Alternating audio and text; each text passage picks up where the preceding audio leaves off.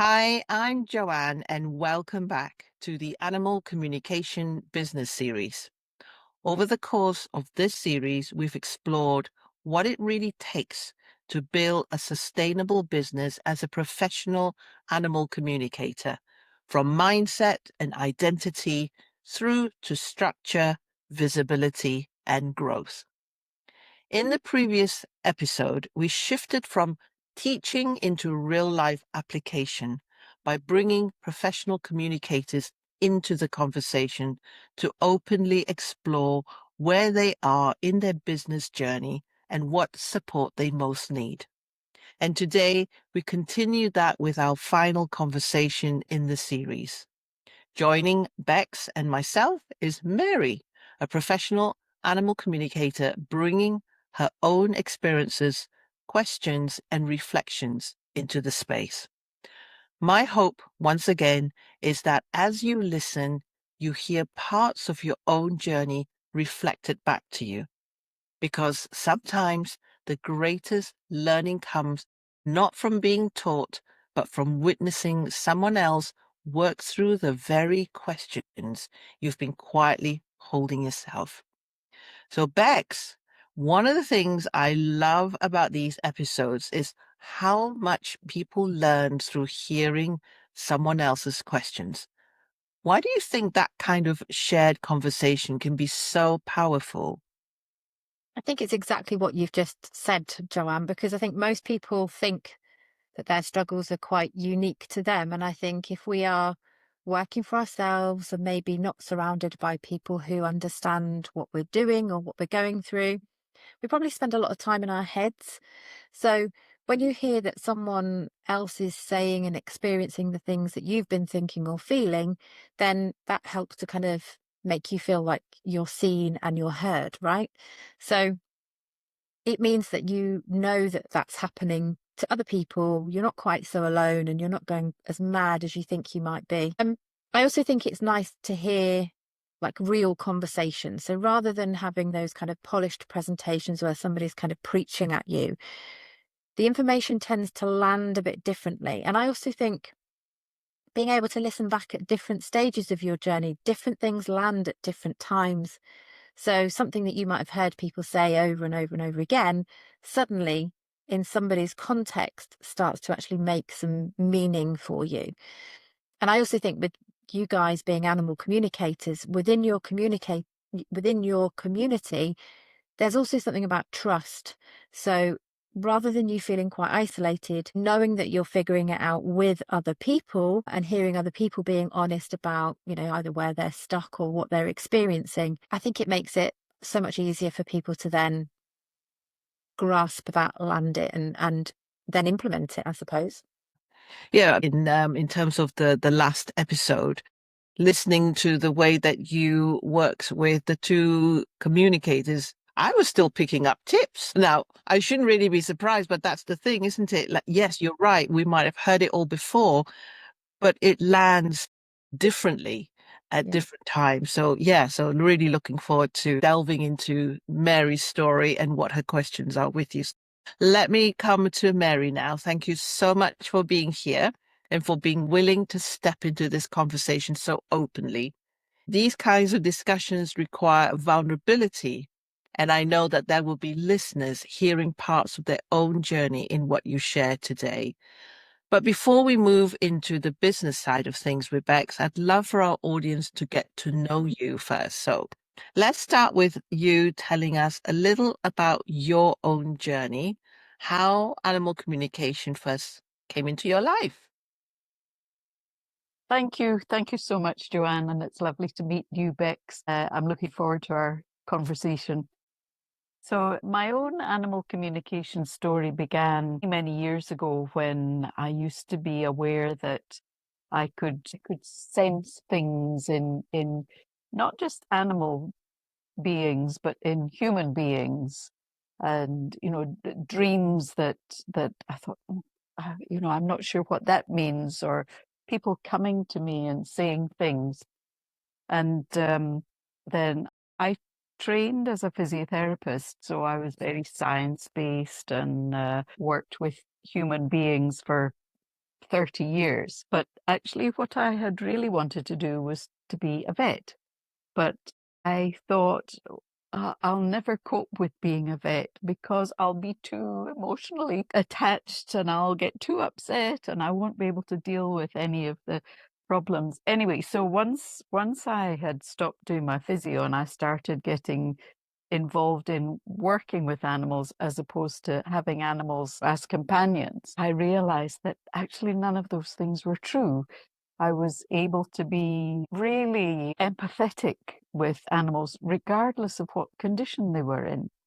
That didn't mean to say I had feelings of anger or frustration at the way they'd been treated or their stories about how they'd come to us, but I really was able to just make really nice connections with animals and get them feeling relaxed and able to heal, sometimes able to die quietly and peacefully. And then one of our mutual friends, Shelley, she had heard of an animal communication course that was happening near where I was living and said, did I want to come along? And I was, oh, I'll never be able to do this. But anyway, I went along. That was about 7 or 8 years ago. And just immediately connected with it and found that it was something I really enjoyed doing and I loved doing, and just got really wonderful stories from some of the animals that at those practice sessions over it was over a weekend workshop, and just how it changed my relationship with my own pets, but also with the animals at the shelters that I was working at. I've just, from that day till now, I'm a little bit obsessed with it. I just, there's nothing that fills me with more joy than the opportunity to, oh, my cat's peeing on the bed. Oh, I'll ask him what's going on. I just love it. Yeah. And the joy shines through. And so many stories of animal communicators often stem from the fact that they send something, they don't know what it is. It's not like they went to a college and signed up specifically for a degree or a course, and then it takes them down the path of becoming a professional or offering their services to others. But you start off with something that feels so natural, something that doesn't feel as if it's real in many ways. And then you stumble upon somebody mentioning it, or you might be reading a book or be on the internet, and then it has a definition of what it is.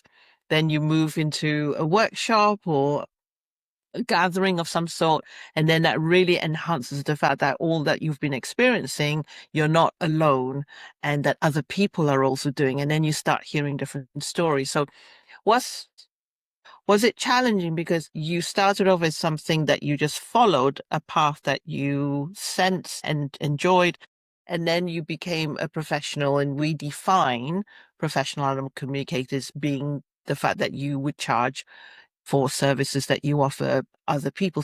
What was your transition into the day you chose to charge? I think that's a really interesting question, and it's one that I remember immediately post doing the workshops, and I was thinking, oh yeah, this is just something I'll do for my own personal, with my own pets and with the animals at the shelters, at the cat sanctuary, and at the rescue place. People around me kept saying, oh yeah, you need to do this professionally. I was saying, well, why do I need to do this professionally? What is going to be different about it? And to cut a very long story short, I remember actually thinking that if I do this professionally, it actually gives credibility to what it is that I'm doing. So rather than, oh yeah, it's just a hobby and let's ask Mary, she'll find out whether my cat loves me or whether the dog wants to come home or whatever, but it would actually give depth, meaning, credibility to what it is that I'm doing. And that was what led me to, from one day just saying, yeah, I'll do it, it's okay, to taking the step to say, well, actually, I'm going to start charging for this. And Honestly, I think there have been times, and I know I've heard you and lots of other people saying there have been times when you think, why am I charging? The imposter syndrome and all that kind of thing. But as time has gone on, I've become more and more and more comfortable. And now I'm very comfortable about saying, no, this is what I do. I can speak with your animal, whatever it is. I will charge this amount and I will do whatever is I can to get the answers that the animal's going to give me and feedback to you and take it forward from then. Yeah. It's good to hear how it didn't start off as something that you thought about, but there was almost like from the demand that was coming through and other people suggesting it. If I'm going to be spending more and more and more time, then and is something I really love. If you believe in kind of the law of attraction and manifestation of abundance, it really should be about something that you feel passionate about. So that's really good to hear. Now, what was it that drew you to my work? So the person I learned with, she was absolutely wonderful. I really like her, and I'm still in touch. And she still actually refers her students to me for, and I feel really honored and privileged about that. But what she offered originally was absolutely perfect. It was absolutely what I needed. And I had reached a stage where I felt I needed to know more. I needed to grow. I needed to develop. I needed to find some different answers for some of the, I don't want to call them cases, but that's coming out, and I don't mind. Yeah, they are Very cases. rude, Yeah. very rude to the to the animals. But you know that I have had some really challenging situations, mostly with the owners. But and I felt I needed to have deeper understanding. And I'd been reading about. I had seen you on a conference, one of Cara Gubbin's conferences, and just what you were saying at that time really resonated with me. And I thought, I like the way this girl thinks, and I like the way that you ask different questions, and that really appealed to me. And so I signed up. I think if I remember rightly, I was having some difficulties with one of my own little pussycats, Yes. who was little Gina, my darling little Gina. Um, and so I joined one of your programs and did that, and we had the most amazing revelation about little Gina, which has taken Gina and my relationship to a whole other level. And now I have no compunction whatsoever about knowing that Gina is there or not there, or that she wants to travel with me or she doesn't want to travel with me. I understand her better. I actually understand that she is me in a parallel universe. We're the same person. We have the same likes, we have the same dislikes, we have the same habits, and that's all come out with being able to ask things in a different way. And that really has to be the key thing that drew me towards you and your way of working. And you said, you've brought up something that's very important because we evolve, we grow. That's why it's so important to have people that we follow for various reasons and at different stages of where we're at. Same with business coaches and mentors. So the fact that you recognize that about yourself, that you wanted more, I think that says something powerful about you, that you have that desire to expand. Because what can happen when we become professionals is that you think, well, I've learned it all, I've done it all, and I'll just keep doing the same thing over and over again. But I love that you had that yearning. Let me just bring you back to the reason why you're here today is because in terms of business, wherever you are, there are often moments when we feel stuck, unclear, or ready for support. So this is what we wanted for the final episode to show listeners is what can we openly unpack when you have those challenges if you have someone like Bex to guide you with your business. Let's look at where you're at with your business at the moment. Now, you've described, Mary, that your business at the moment feels inconsistent and that sharing your communication work with clients is going well. But what you'd most love is a steadier stream of referrals coming into your business. So before meeting today, you actually shared the main areas that you would like support with, which are keeping paperwork and admin simple and finding more creative ways to spread the word beyond just regular social media postings. I'm going to hand you over to Bex, and I can't wait to see what comes out of this conversation. Brilliant, thanks. So, Mary, when we talk about paperwork and admin, what are we talking about? Because this could be all sorts of weird and wonderful things. Give me some examples. Yes. So I need to give you just a tiny little bit of background. It'll take just a few seconds. Mostly I work in India. Okay. So the system over there is much more relaxed. It's much more free. It's consent with the client, meaning the human, means, is this okay in a message? I will do this. Is this, yes, please hit the send button.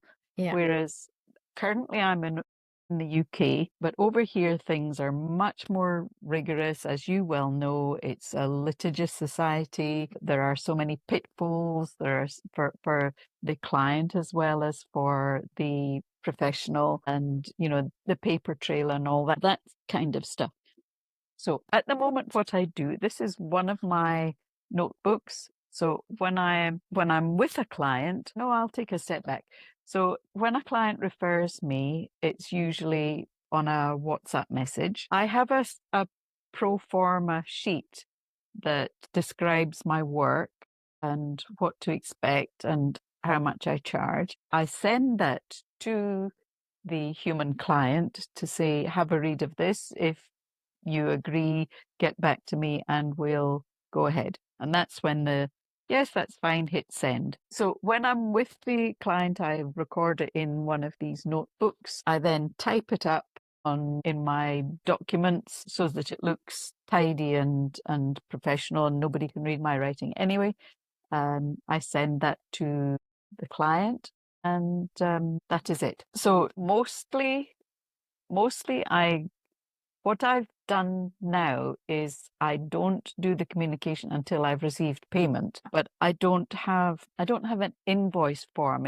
There is a passage in my pro forma which says payment is this amount and you can pay by this method, and once I receive payment it will secure the appointment. So it does say that, but it feels a little bit clumsy and clunky, and it's not like a proper invoice and recognition of the exchange, if you like. I don't know if maybe I'm worrying about that too much but I am a little bit aware that if I have clients over here while I'm in the UK, I might need to tidy that up a little bit. And do you feel it's hard work for you doing it like Yes, that? God, it's a pain in the neck. I had 30 years working in the health service, in the National Health Service, and paperwork is, it's drummed into you. Do the paperwork, keep your notes up to date. So I know that has to be done. Yeah. But I find it a pain in the neck handwriting my notes. That's the way I do it. It's that I've tried typing it on the laptop and what have you, but for me it feels better handwriting it in my notepad and then typing it up. It just, it's time consuming. It can mean that it's, I'm sometimes I'm 2 hours with on one particular case by the time I've typed up things. I've tried to record notes, but Google doesn't recognize the Scottish accent. I spend more time correcting it. Am I describing that well enough? Yeah, absolutely. And I think this is one of the things that Joanne and I spoke about way back in the earlier episodes, where we were saying about people not really looking at the time it takes to actually do the work. And so maybe your pricing isn't reflecting the work that you're putting in. So you might charge somebody, say, for an hour, but then you've got the preparation beforehand and then all the follow up afterwards and all of that jazz going on. So if we can streamline some of those processes for you and reduce some of that friction, it's going to mean that you're spending more time doing the things that you love and that you're great at, and less time faffing around and messing around with, like you say, the paperwork and that kind of thing. So there's definitely some things that you could be doing there in terms of sort of streamlining that process. It's interesting that you said about having sort of using Dictate and Google to actually sort of pull your notes together, because I was going to say to you, how are you kind of speaking during that process, or is it just a case of, you're writing those notes down? Because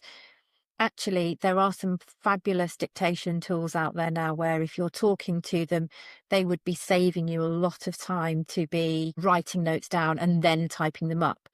If the writing down is sort of part of your process, there's a way that you can actually take photographs of your notes and have them changed from image into text. So we could be speeding that up as well. So if dictation's not quite right and you want to stick with the writing, we can do it that way. Alternatively, things like Otter AI, lots of things out there now would be able to pick up what you're saying and turn that into a beautifully formatted document that you could just have a quick squiz over and edit. Well, that's really interesting. I didn't know that. Partly I use the handwritten notes. I'm quite a visual person, and I like to. Apart from anything else, I like beautiful notebooks. We all like a notebook and a stationery. You can keep it, I promise. You don't have to get rid of it and digitize everything. But I want to try and make your life easier. I've just watched an interaction of resistance because Bex just offered you a brilliant solution without you giving up your journal, but already the fear was there, wasn't it? But no, I just want to back what Bex says, because in the animal communication world, it is so much about an internal process. So when we're communicating with animals, for those that choose to do it in writing, it's like you're journaling as the animal communicates with you. Whereas myself, I do video calls because I went through what Mary went through. And I just thought it's taken me so long, and writing is not my strength. And so I moved to video calls.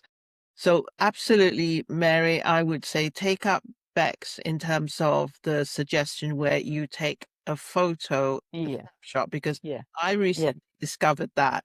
I get people giving me handwritten stuff in my membership. I'm helping members with their communications. And often they also say, oh, it takes so long to type up my notes. So then I just take a snapshot. And if actually your writing is legible enough, and it's quite and it just nice literally types it up for you. So Mary, you do not have to give up your journal. You can keep your journals. There's simple things like when I see. So this was a cat I spoke to yesterday, and I was asking her something, and it doesn't matter what the question was, but she said alive and well, and then she had this big, I don't know if you can see, this big long free.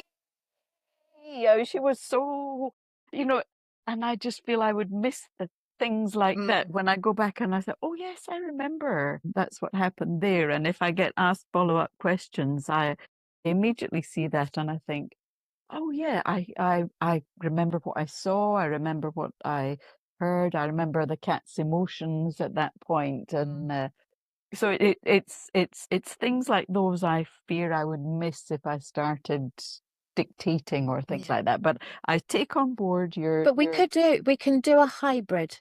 I promise you, you don't have to get rid of those notebooks. We can do a hybrid of tech and non-tech to make your life a lot easier. Absolutely. Certainly look into it. Thanks, Beck. Yeah, I'll send you some bits and pieces. But the other thing I would say about the kind of appointment booking is potentially just getting yourself set up with a booking system, which isn't expensive at all. There's some free ones out there, but it makes it so much simpler because on that page are your terms and conditions, and it says that they are agreeing to your terms and conditions on payment.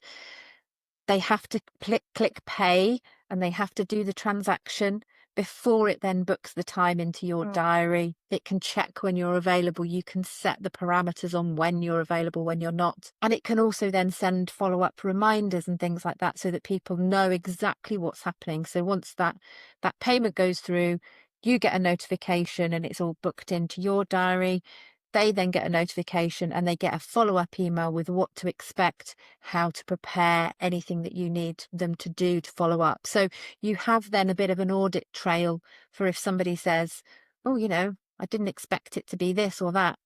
They've actually agreed to those terms and conditions, and you can tally it up with your banking system. I don't know how you're sort of doing all of that, but at the moment, my online payments are reconciled through my Stripe account into my bookkeeping account software. So I'm literally just reconciling at a click of a button each month. So I'm not having to go, where did that payment come from and who was that from and what have you. So there's absolutely some things that we can do here that are very simple, inexpensive, that would save you a lot of time, I think, and leave you free to spend more time with your clients and with your animals. Thank you. Thank you. Absolutely. Thank And in terms of then spreading the word in more creative ways, what are you doing at the moment? Talk to us about that. I was going to say I kind of feel like I'm not doing anything, but that's not true. I think part of it is I'm frustrated because I want to do more within my capacity, and I kind of get disappointed if there's days go by and I don't have an animal to talk to or things like that. And I think, well, how can I just get some more of this? But I have a business page, I have an Instagram account, and I kind of regularly post things, stories, or information about the work that I do. But honestly, I don't think I get a lot of business from that. I think a lot of it is word of mouth.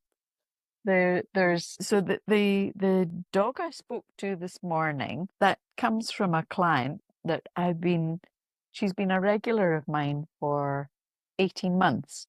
And I don't know how many of her dogs I have spoken to, and her friends' dogs and her friends of friends' dogs. And, I'm sure practically half a nice fancy notebook is taken up with animals that are connected with this one client. And that's lovely. I'm really honored that she's spreading the word and she's referring me to other people. A lot of them come from people at the shelters I work at, or from my previous, like I said before, my initial animal communication tutor, who still refers people to me. Yeah, but it just feels inconsistent, and there's not a steady stream. I go for some weeks when I don't have any clients at all, and then and I just in many ways I don't financially, I don't need the work. I'm not relying on, this is not a business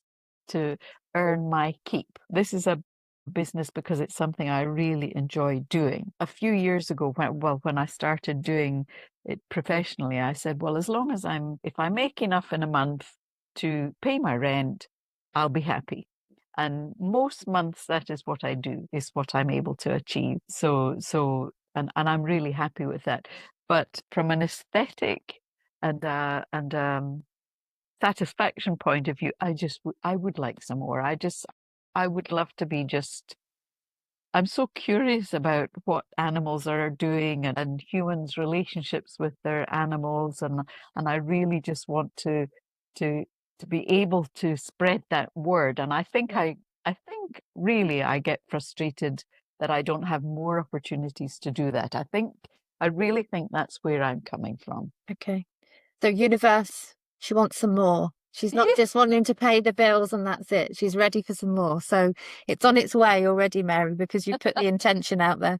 But I'm really glad that you said that by looking at it, you've noticed that everything is coming from referrals. So yes, it's great that you've got Instagram, but most people often think that to grow their business, they've got to go out into the world and spread the word that way.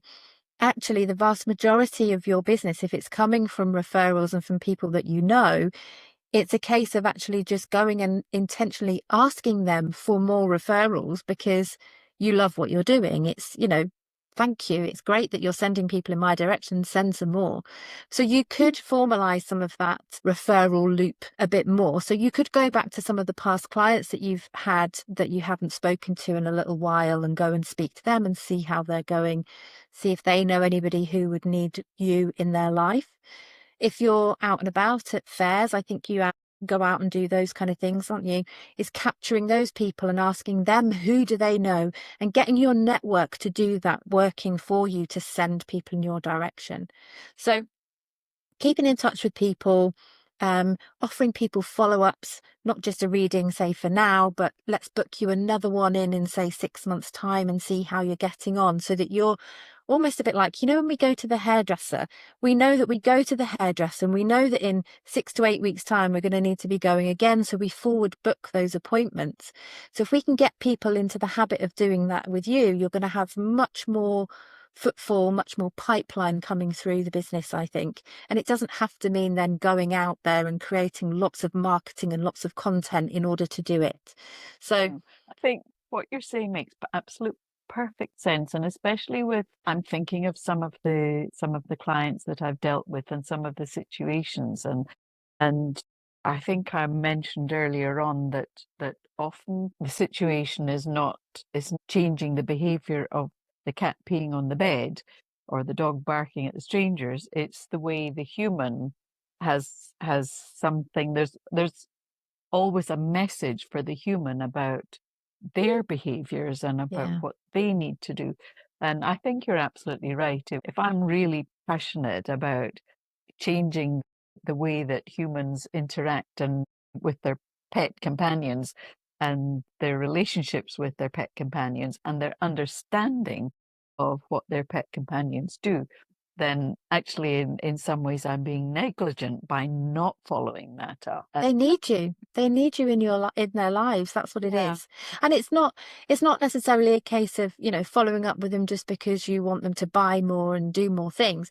It's No, just that relationship build and that conversation. How are you getting on? And you're genuinely interested in them and yeah, their outcomes. It's yeah. not that you're just going, buy my thing, buy my thing. Uh-huh. You're there because you genuinely care. And I think That's absolutely right. Yeah. that's And going to come I go across. past over some of my old, actually some, but now you've just said that somebody, I spoke with a beautiful little cat who had died, and the owner was really quite beside herself, and I happened to be flicking back through my notes, and it was a really lovely little story, and the cat had all sorts of nice things, messages for her owner, including a nice message about how the owner could honor the life with the cat, with a little water feature in the anyway.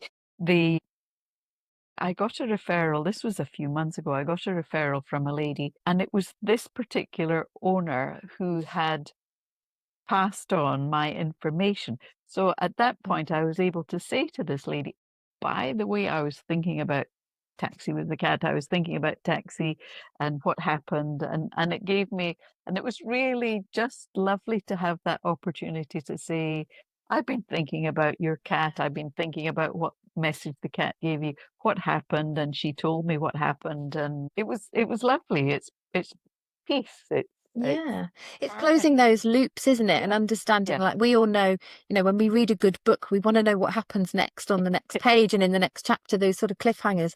I wouldn't be able to carry on without not knowing what's gone on with people. I'm so nosy. So I think it's a great way for you to connect with those people and just build more connections and build more opportunity, because we've said this throughout, your conversions are going to come from the conversations that you're having with people. So the more conversations you have, the more opportunities are going to come your way, Mary. And the stories that you're telling are wonderful. So those are the things to be sharing on your Instagram or any kind of marketing or things that you do with anybody.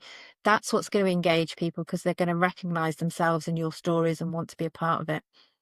And I think as well, just going back to the paperwork thing, in order to do that, because at the moment, I don't store people's phone numbers and things. At the moment, I just have the name of the dog, it's a dog, it's female, and its human name is this. And actually, I need to be more rigorous about name, contact details of the referral so that I can do that. Yeah, absolutely. And it doesn't have to be complicated either. No, we can set up some no. very, very simple systems and processes that help you to follow up with people and make sure that, you're getting fulfillment that you want.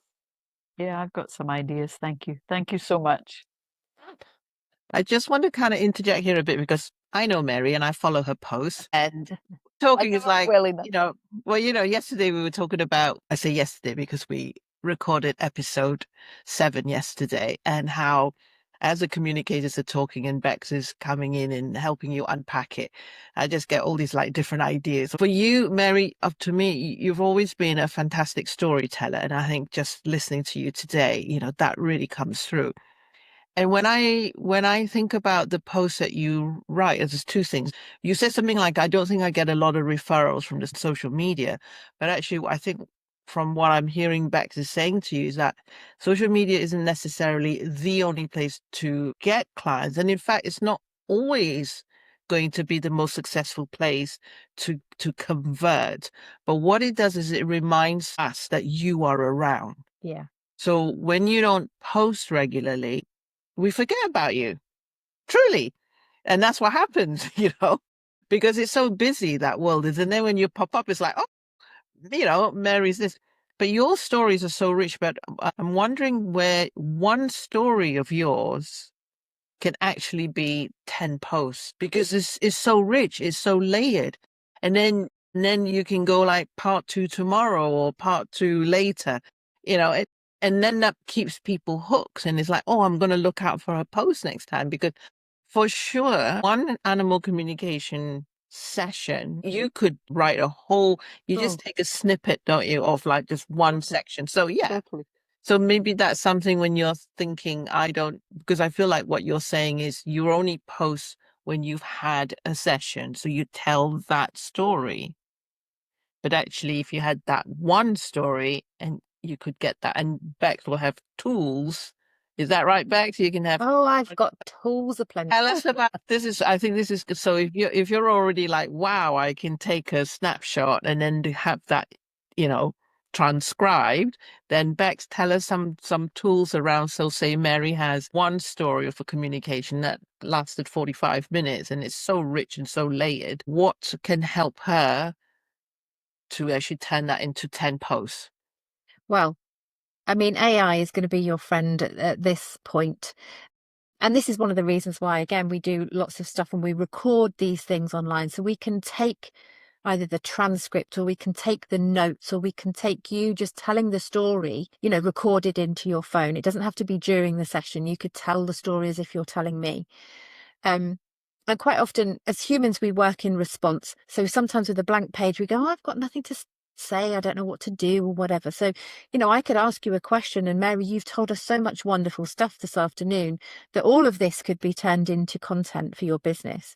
So we would take that transcript, that notes, that whatever, we pop it into an AI of your choice. There's so many at the moment. Give it some instructions, and with your tone of voice, we can train it to sound like you.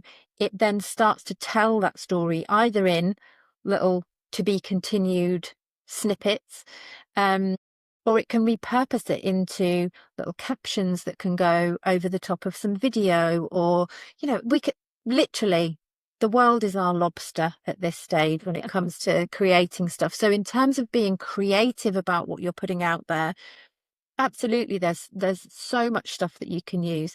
We can take little videos like Joanne and I do, and take these big videos and get them clipped into little soundbite videos of you talking and chatting and that kind of thing. So it really depends on how you love to be creative. Like, some people like to talk, some people like to write.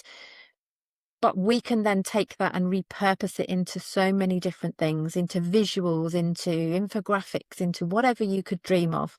It's all so much easier nowadays. We just have to have the raw material from you in order to be able to do something with it. But yeah, the stories, this has been for centuries and decades, and generations where people would share their stories. Yeah. And social media is that new version of doing that. Yes, yeah, yeah. And it's one of the really lovely things about what we do as communicators is just, it's almost like, "Oh, God, do you know what really happened when I spoke to this dog or this cat or this donkey or whatever?" And you Yeah. get And so excited about but it. that's the brilliant part, because there'll be some people out there that perhaps haven't gone into the world of animal communication yet, and they're not sure, or they're sort of dipping their toe in and don't know what to expect. But actually listening to your stories, they get to see what it could be like, or what's likely to happen, or what's happened for others, and they can recognize themselves in those situations and go, oh, maybe I need to speak to Mary because this is going on. So yeah, I think it's a great way to inspire people to get involved. I hear you. I think there's stuff going on in my head now. Good stuff. It's all good stuff. Yeah. Yes. It's like thinking about not doing it alone. I think that's the Yeah. key. Yes, you do the communication alone, but outside of that communication, it's like, who can I delegate to? And if it's not a human, these days we have apps and software. You're saying to yourself, what would I want in terms of, if I could have a magic wand? Yeah, what can I just turn this into without me having to do the work? Yeah. Because you are the one that communicated with the animals. You're the storyteller. You can check how it comes back, because if it's written in such a way you don't like it, you can tweak it. So I think, just listening to you, Mary, it sounds like you're perfect for the type of help that Bex will give you, because it is allowing systems and tools to help you. And that actually saves you time. So you got more Yeah. time as well. Yeah. Wonderful. Thank you Love- for asking the question and sharing your story. So Thank you both. yeah, so this brings us to a close of the Animal Communication Business Series. Over these 8 episodes, we've explored the real journey of building a professional animal communication business, from deciding to treat this work seriously, to challenging your beliefs around business, to creating structure, visibility, sustainability, and growth. And if there's one thing I hope you take away from this series, it's this: building a business is not about having it all figured out.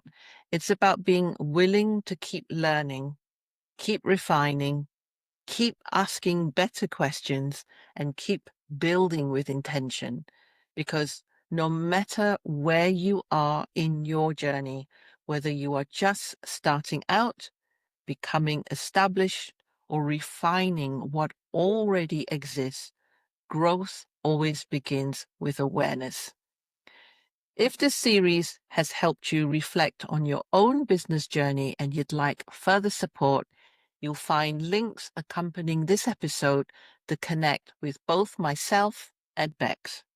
Whether that's to continue learning from my work around animal communication and professional development, or to explore the business support Bex offers for service-based business owners. Thank you for being part of this series. And thank you for caring enough about your work to keep growing alongside it.